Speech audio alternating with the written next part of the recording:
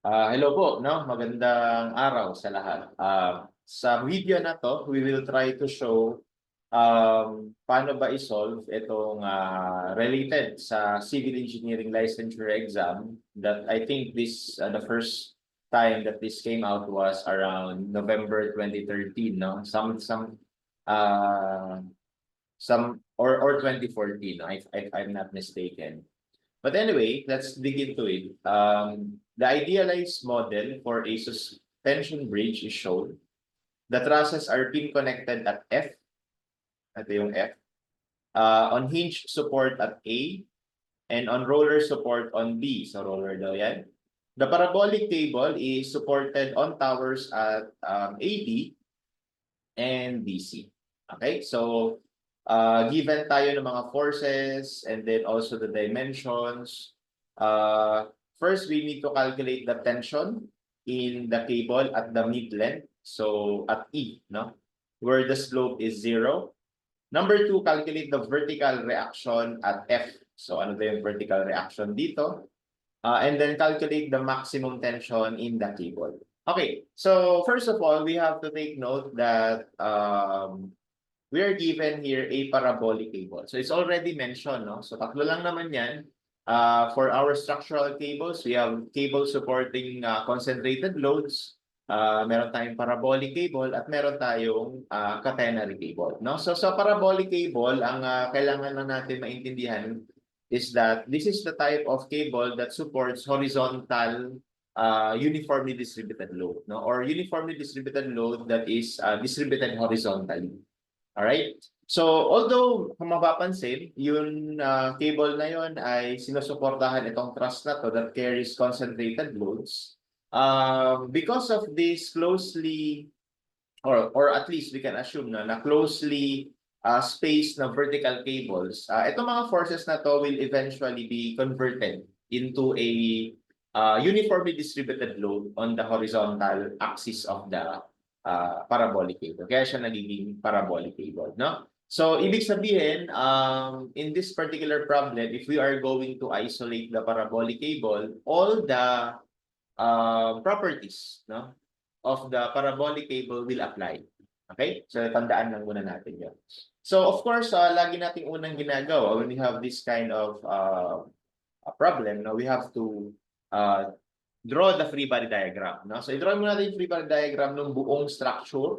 So, para sa buong structure, of course, ito ay meron ditong vertical reaction, tawagin natin na AY. Tapos, meron din ditong horizontal reaction, tawagin natin na AX. And then, we also have a reaction here, tawagin natin BY. And then, we also have vertical reaction here. No? So, tawagin natin na DY tsaka CY. Okay? Now, at first glance, we can see that yung reaction dito sa cable, no? Yung reaction dito sa cable, okay? So, pwede mo sabihin na magkaiba yan, CX and CY. Okay?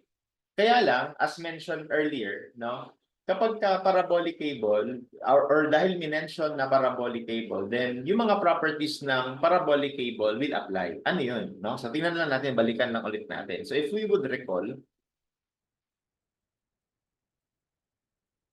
no, kung meron tayong parabolic cable, sulitan ko na lang, tas supporting a uniformly distributed load, okay, of W, okay? Isa sa mga dapat nating tandaan is that the maximum tension occurs at the highest point on the cable. So in this case, nandito yun.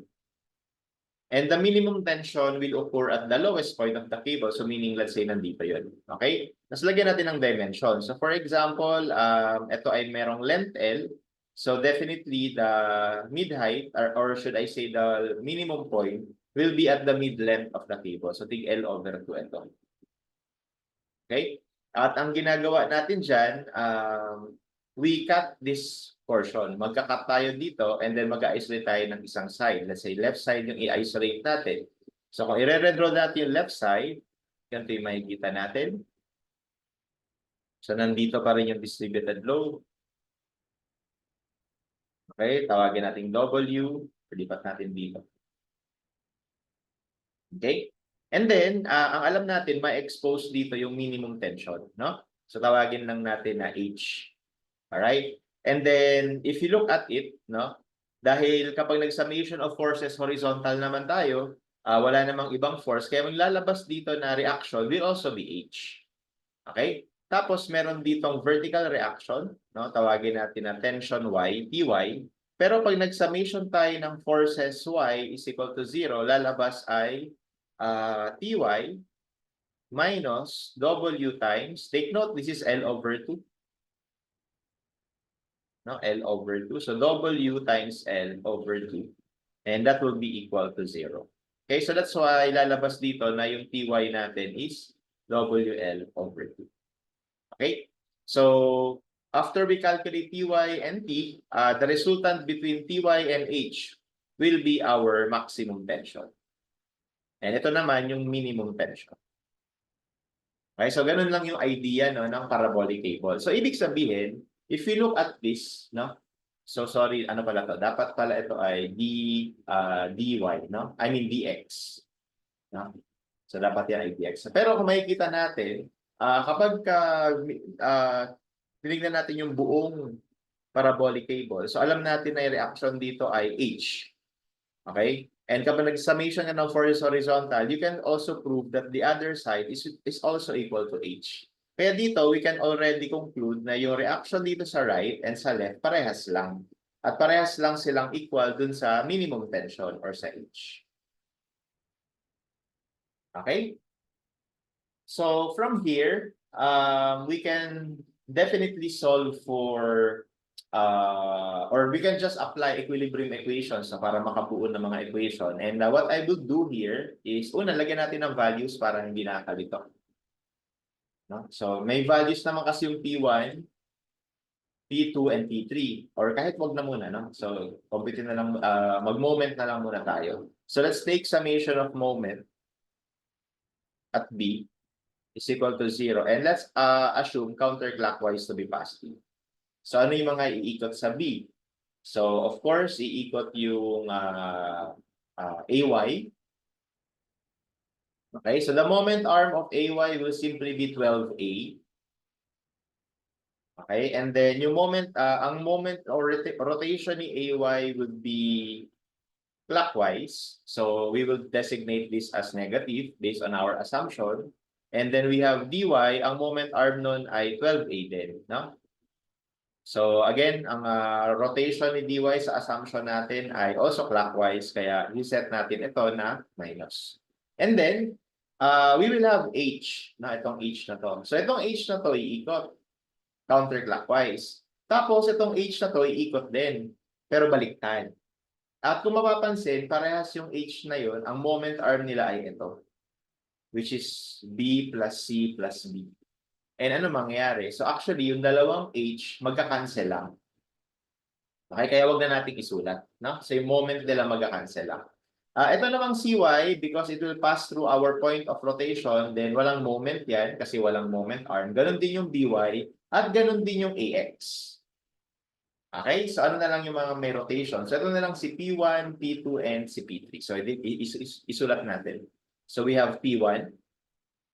Ang moment arm ni P1, pansinin lang natin, no? Siguro lagyan natin ng sukat dito.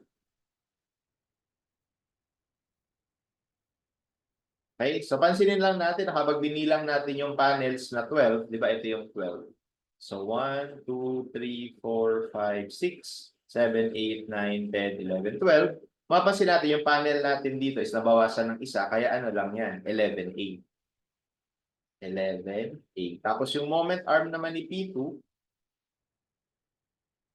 okay, so nabawasan ng 1, 2, 3. So, bali 9 na lang, no? 9A. And finally, yung moment arm ni P3 will be 7A. Okay, so, yung mga moment arm nila. So, PA is 11A. Ang rotation niya ay clockwise. Actually, lahat sila, I mean counterclockwise. Lahat sila, ang rotation ay counterclockwise. So, we have plus P2 times 9A plus P3 times 7A. All equal to 0. Okay? And what we can solve here is actually yung AY plus DY. Okay, kasi kung titingnan natin, dahil common naman sa kanilang dalawa itong 12A, no, we can factor that out. No? So, and then itong lahat ng to, pwede natin i-transpose sa kabilang side ng equation, and then from there, we can solve for AY plus DY. No? So, diretsuhin ko na sa calculator.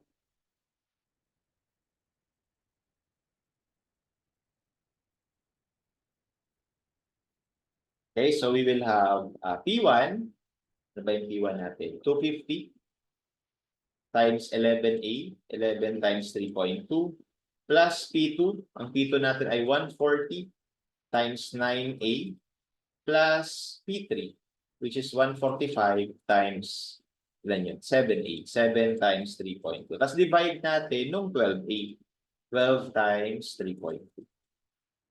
Okay, and that would give us 418.75. So 418.75 kilonewtons. So that will be the value for the sum of the vertical reactions A and B, no? Next, the next step is actually kailangan na natin dito mag-cut. Pagkagaya ng ginawa natin dito, no? Kailangan natin mag-cut doon sa lowest point. So kapag parabolic cable, most of the time, no, it's best to cut at the lowest point. Okay, so dagdag lang ako ng page. Or duplicate na lang. Okay, sigurahin natin to.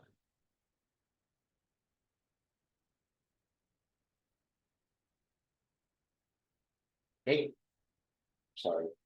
Yun. Para dapat sa baba.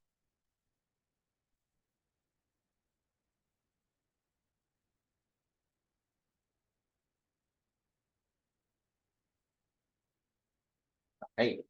So, now that we have AY plus DY, ang next natin gawin is i-cut yung cable. Okay? Doon sa bali dito. Cut natin siya dito. And then, i-isolate natin yung left side. Okay? So, para ma-expose ngayon yung reaction dito, pati yung reaction dun sa F, which is isa rin naman sa tinatanong, no? Okay, so if we would do that, okay, so of course, kapag ginawa natin yun, so ganito lang yung mangyayari.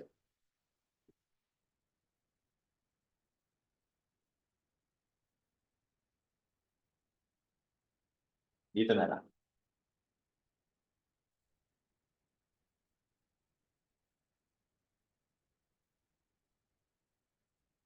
Okay.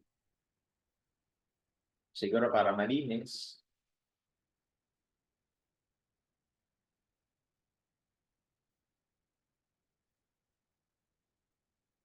Yeah. Okay, so nung kinat natin siya, of course, meron pa rin tayong reaction dito na H. Okay, andito pa rin yung DY, AY, and then AX. Ano pa? Okay, and then may expose na yung reaction tension sa cable na H. And then sa F, because we know that that is an internal hinge, no? So meron siyang may expose na vertical and horizontal reactions. So tawagin natin na Fy and Fx. Okay? Ayan. Alright, so next step is to take summation of moment, or we can also do summation of forces vertical, no? Kasi kung titingnan natin, ang mga forces na nag-up vertical is itong dy, ay, P1, P2, P3, and Fy. And kung titingnan sa question number 2, no? Kailangan natin ma-compute yung Fy. Okay, yung vertical reaction sa pin at F. Okay, so siguro yun muna ang gawin natin, no? So summation ng forces vertical is equal to 0, assuming upwards positive. We have AY plus DY plus Fy, and then minus P1, P2, and P3, or equal na lang natin, equals P1 plus P2 plus P3. Okay? So we have, okay, so given itong tatlo, itong dalawa, Hindi, pero collectively, yung sum nila, alam natin. Alam natin na yun ay 418.75. So, pwedeng substitute na lang kagad natin yun dito. So, 418.75 plus Fy is equal to, so ito given naman lahat. So, 250 plus 140 plus 145. Okay, so we can now calculate Fy, which is yung question sa number 2. So, 250 plus 140 plus 145 minus 418.75. And that gives us 116.25 kilonewton. Okay, and that is already our answer for number 2. Ano siya? 116.25. Okay? So now to answer number 1, kailangan natin yung H, no? Kailangan natin. So bago ang lahat, lagyan ko muna ng sukat, no? So may sukat ito eh. Given ito eh.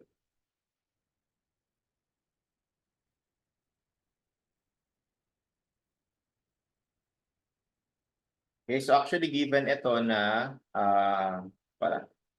ito ay B, C at saka B. So given to, according to the problem, that's 3 meters. Ito naman ay 4 meters. And ito ay 3 meters. Okay. So to solve for H, obviously we will need to take summation of moment. Kasi pag nag-summation of forces lang tayo, horizontal, unknown ito. Tapos unknown din to, no? So wala tayong masasolve. Kaya mas maganda, mag-moment na lang tayo sa F para yung AX na unknown, wala siyang moment doon, so hindi siya magiging part ng moment equation, pati yung FX, hindi rin siya magiging part ng moment equation. So ang magiging part lang ng moment equation is itong AY, DY, at saka itong H. Which is alam naman natin yung sum ng AY and DY, no? At parehas naman sila ng moment arm. So maganda, mag-moment na lang tayo sa F. Okay? So let's take summation of moment at F is equal to 0, assuming counterclockwise to be positive. Okay, so we have AY times, take note, ang distance na to, since ano na yan, nasa kalahati, ang distance na to ay 6A.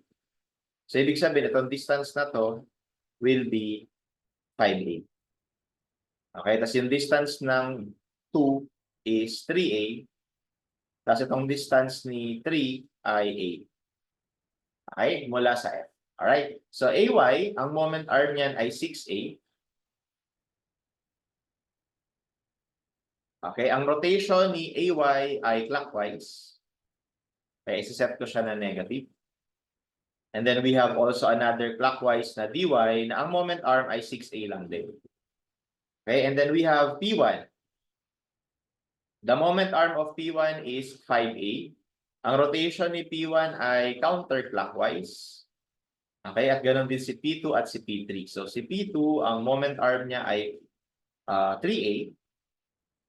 And then si P3 naman, ang moment arm niya is A.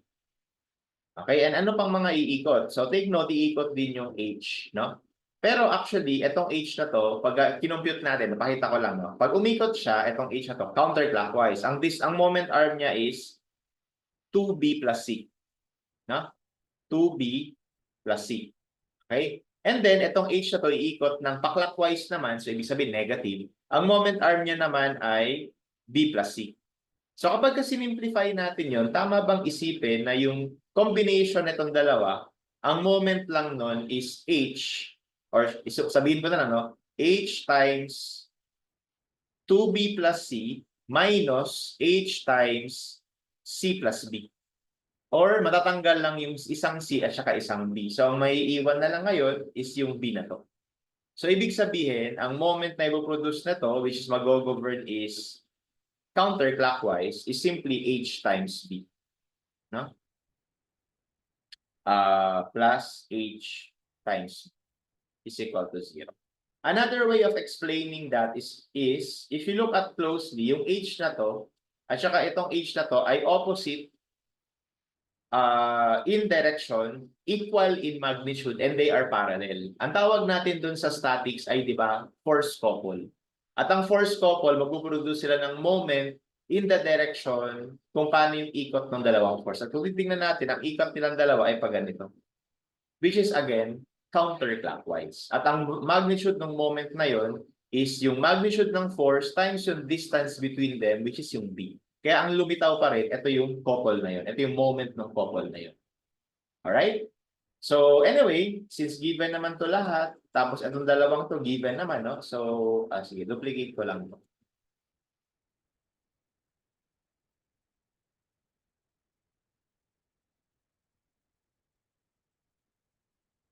Okay, sige, purahin natin to.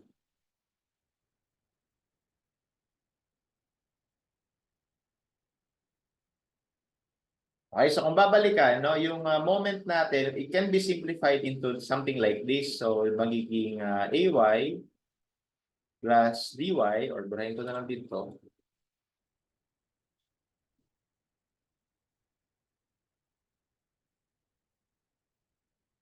Okay, so itong moment na to will become AY plus DY times, you can factor yung 6A, and then pwedeng i-transpose siya sa kabilang side ng equation, and then we have yung mga P1, P2, P3, and HV. So P1 times 5A plus P2 times 3A plus P3 times A, and then plus H.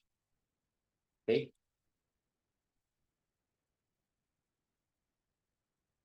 Okay? And then from here, alam naman natin na ito, from earlier computation ay 418.75.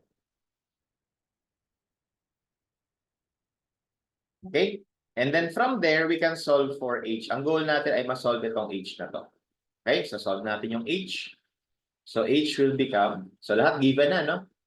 So H will become 418.75 times 6 times 3.2, tapos ilipat na natin yung mga P1. Yung P1 ay 250 times 5 times 3.2 minus P2, 140 times 3A. Sorry, 140 minus yung P3 ay 145 times 8 divided by yung B. No, yung B, ano ba yung B? Ang B ay 3 meters. No, divided by 3 meters. Alright, so lalabas na value ng H ay 744 kilonewton. And as mentioned a while ago, kung ano man yung lalabas na H na yon sa parabolic cable, yun na yung minimum tension. No? So, ibig sabihin, ito na rin yung minimum tension natin.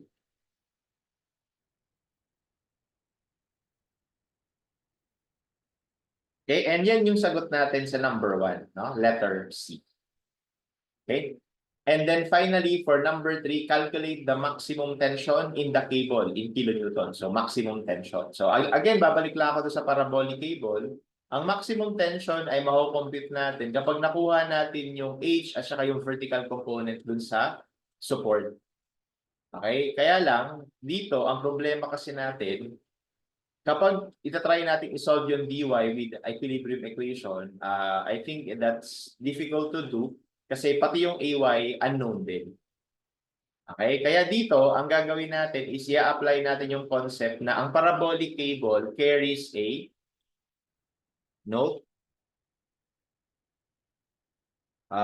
parabolic cables support a horizontally distributed load.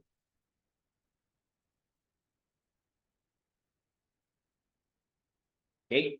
So, ibig sabihin, pwede natin i-convert, no? Kumbaga, pwede natin i-convert yung loading doon sa truss into a uniformly distributed load na nakakaragahin nung parabolic cable.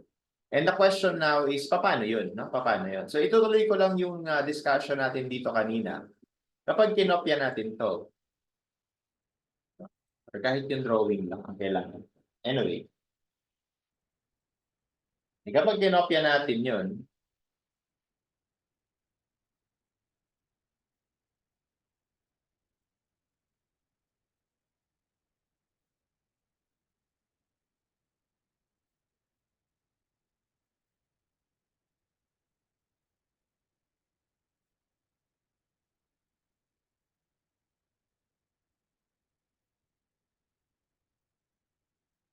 Okay? Ayan. So ngayon, di ba kanina meron tayo dito ng L over 2.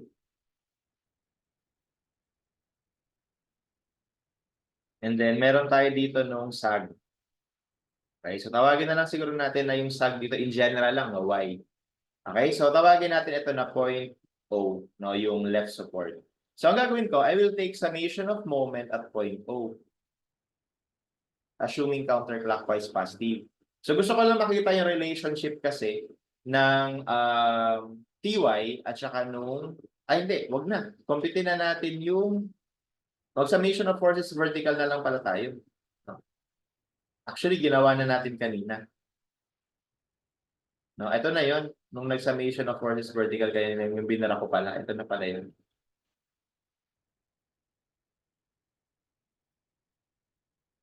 Okay ko lang para maipakita ng malinaw.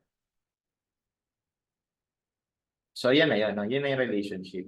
So as you can see, you can solve for the y component nung maximum tension kung meron kang W, yung L mo, yung span na to, which is alam naman natin yan na 12A.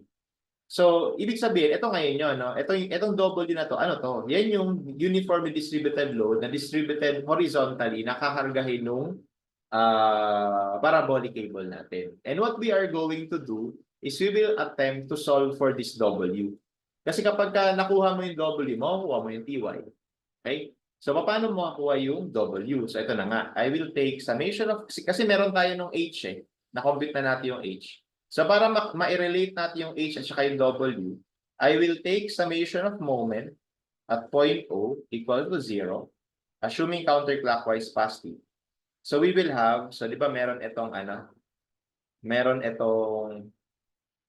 equivalent load, which is area lang naman. So, equivalent load yan is W times L over 2. Okay, so pag nag-moment tayo, yan ay negative WL over 2, and then the moment arm will simply be half nun. No, half. So bali L over 4. So L over 4, and then plus yung moment naman ng H times Y. And yun lang yung ikot, equal to 0. So lalabas ngayon dito, kapag sinimplify natin, yung W na yan na equivalent ay equal sa, itong dalawang to magiging 8, no?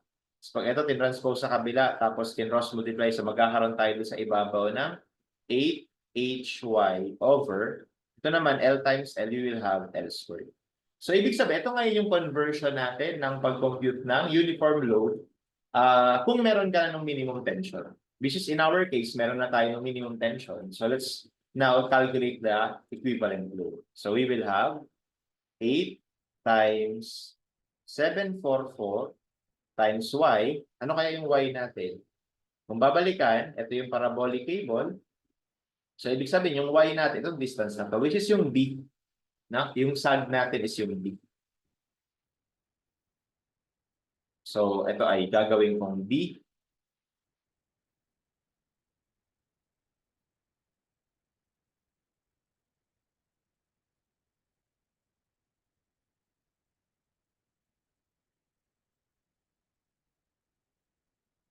Sobrahin ko lang pa. Okay, so gagawin kong B and then over L squared. So yung L natin, take note, yung buong length natin is di ba 12A squared. Okay? So our equivalent load will now become 8 times 744 times B, which is, ano ba yung B natin? 3, no? 3. 3 over 12A. 12 times 3.2 squared. So ito ay may equivalent load natin. So 12.109 kilonewton per meter. Okay, kumbaga, parang na-simplify natin itong complicated na diagram na to into as simple as parabolic cable with a uniformly distributed load double. And from here, pwede natin ma-compute yung TY. No? So our, or should I say, in this case, yung TY natin is yung DY, di ba?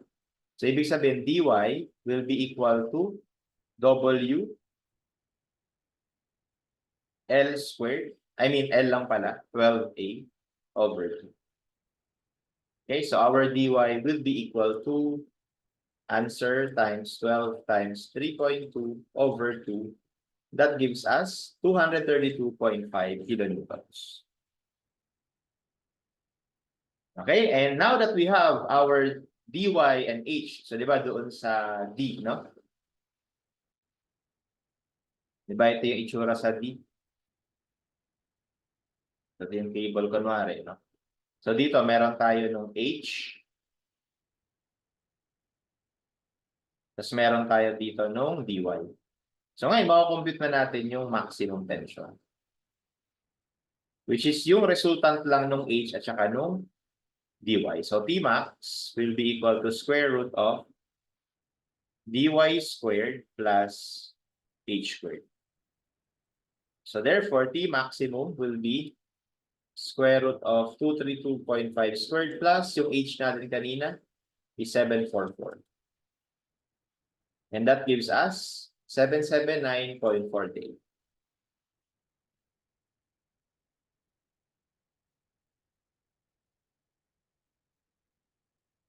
Okay, and that would be our answer for number 3. Ayan, 77. Okay, so that's how we solve this particular problem. Okay, hopefully may natutunan, no? So thank you all.